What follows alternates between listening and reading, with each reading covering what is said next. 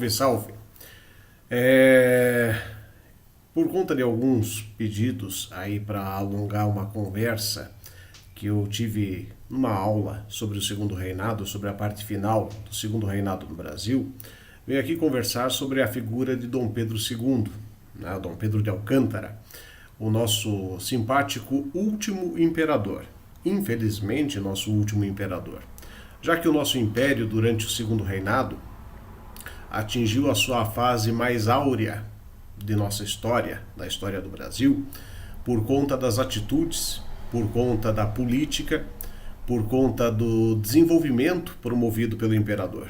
Mesmo tendo aqui no Brasil uma elite fundiária retrógrada, conservadora, escravista, que tentou, né, por diversos anos, interromper ou até mesmo barrar, né, o processo abolicionista, né, encabeçado já antes por Dom Pedro I, não levado até o fim, e Dom Pedro II sempre tendo que protelar, postergar essa discussão em torno da abolição, que é a grande mancha da história do Brasil monárquico, né, que inclusive levava a críticas não apenas aqui de grupos abolicionistas, mas também de fora do país, né, já que éramos, a partir da década de 1870, juntamente com apenas Cuba, o único país, né, com ainda mão de obra escrava, oriunda da África,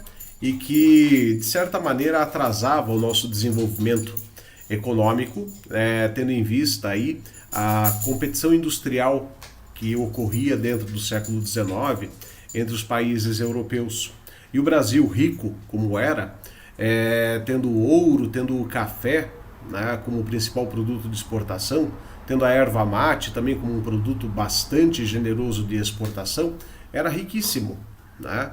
Pena, né, muito pena, que os surtos industriais, né, que acabaram ocorrendo não foram levados adiante por conta dessa trava que a escravidão acabava determinando aqui em nosso país. Porém, o nosso imperador era um cara bastante legal, vamos colocar assim, né, no nosso coloquial, né, português. Já desde muito cedo estudava muito, né, falava aí, dominava e falava cerca de 17 idiomas, entre eles o tupi, o guarani. Veja que coisa interessante, né? Dominar as línguas nativas dos povos que aqui habitavam antes da chegada dos portugueses. Obviamente o português, o italiano, o alemão, o francês, o inglês, né? E línguas já mortas, né, como o latim e o grego antigos.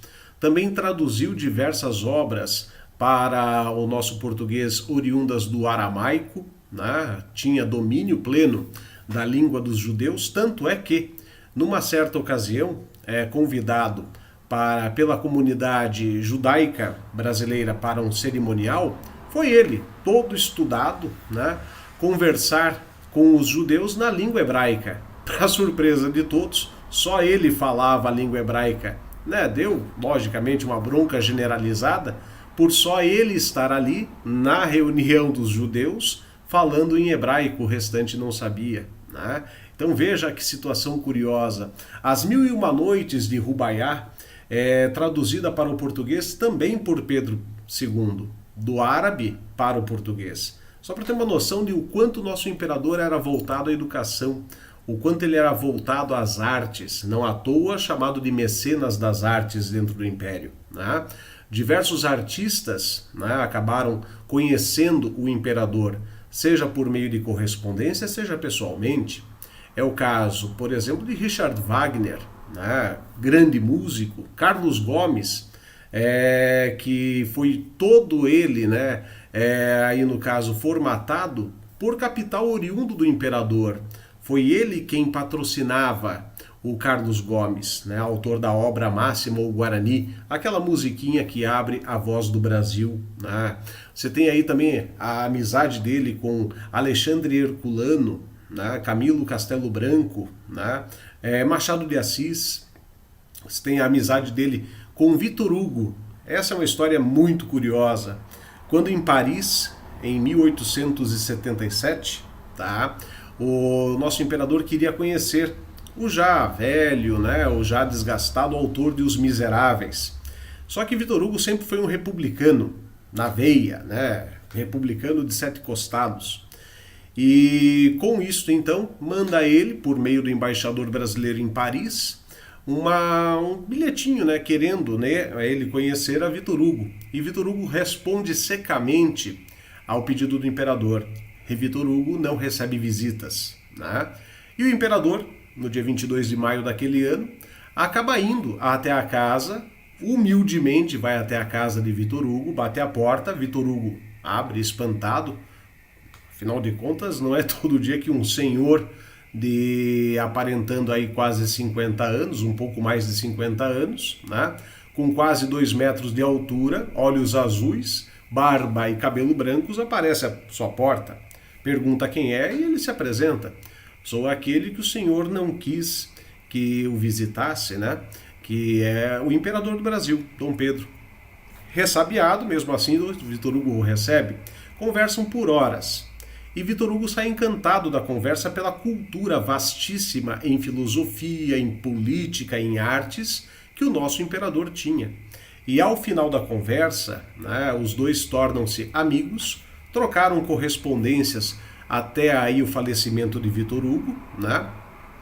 E de imediato Victor Hugo sai-me com uma frase que eu acho assim que todos nós deveríamos valorizar muito, né? A frase dele é: sorte, felizmente que a Europa não tem um soberano como o Senhor. Pedro pergunta por quê, né?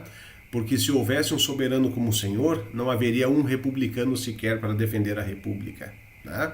E mais tarde, em outra correspondência, Victor Hugo acaba confidenciando, né, que sorte tinham os brasileiros de ter um imperador tão culto, tão patriótico como Pedro II. Sem sombra de dúvidas, o maior brasileiro de todos os tempos, como é considerado por todos aqueles que estudam aí a nossa história, né? Não bastasse isso, né, Dom Pedro também visita os Estados Unidos, né? E nessa viagem aos Estados Unidos, em que ele conhece, numa conferência de ciências na cidade de Filadélfia, o Alexander Graham Bell, né, o inventor do telefone, que a propósito só tem essa invenção levada a cabo rapidamente por conta do nosso imperador, que se interessa pelo invento, né, conversa com Alexander Graham Bell, né, e nessa conversa pergunta, mas o que faz isto, né? Ó, isso aqui eu falo de um lado, o senhor ouve do outro. Beleza, vamos testar. Graham Bell de um lado, Dom Pedro do outro, né? De repente Graham Bell fala, Dom Pedro do outro lado. Meu Deus, isto fala! Encantado pelo invento, encomenda de Graham Bell alguns deles para trazer ao Brasil, né? E instala em cada sala de cada ministro uma cópia do aparelho, né? Intensificando com isso as comunicações entre ele e seus ministros, sem ter que ficar indo de sala em sala ou mandando bilhetinhos, né? Então, isso agilizava a comunicação. Então, o telefone só teve a repercussão que teve por conta do nosso imperador, né? Tornando-se amigo de Graham Bell, trocaram correspondências também. Porém, nessa viagem aos Estados Unidos, o presidente americano era Ulysses Grant, tá? E na ocasião, Dom Pedro, assim como em todas as viagens que fez, ele não gostaria, não queria ser alvo de honrarias de Estado. Ele estava lá, como ele falava, a turismo e não a serviço diplomático oficial. No entanto, o encantamento pela população norte-americana ao nosso imperador, a simplicidade, a humildade dele, acaba levando a que nas eleições presidenciais ele, o nosso imperador, tivesse cerca de 7 mil votos, né, na eleição presidencial, o que é uma coisa absurda. Os detratores da imagem do nosso imperador colocam que esses votos corresponderiam a racistas que queriam a reimplantação da escravidão nos Estados Unidos, tentando com isso fazer aí uma imagem, né, de Dom Pedro ao escravismo, né? Isso não procede por conta das atitudes abolicionistas do nosso imperador, que, no entanto, não conseguia promover a abolição justamente por ela ser barrada sempre no nosso Congresso Nacional, né? Dentre tantas e tantas andanças por aí, há uma história que ninguém sabe, né? Não há uma confirmação explícita do encontro possível dele com Nietzsche, né? Não se sabe, não tem-se assim uma comprovação real sobre isso. O curioso é que a irmã de Nietzsche se apropria dessa história. Não é um brasileiro que tenta fazer a moral, né, de o imperador com Nietzsche. Não, é o contrário. É a irmã de Nietzsche, depois do falecimento dele, que tenta fazer a moral de Nietzsche, tendo o encontro com Dom Pedro. Ou seja, para você ter uma ideia da veiculação da imagem de nosso imperador no exterior. Então ele não era uma figura apenas aqui reconhecida, ele era mundialmente conhecido, né?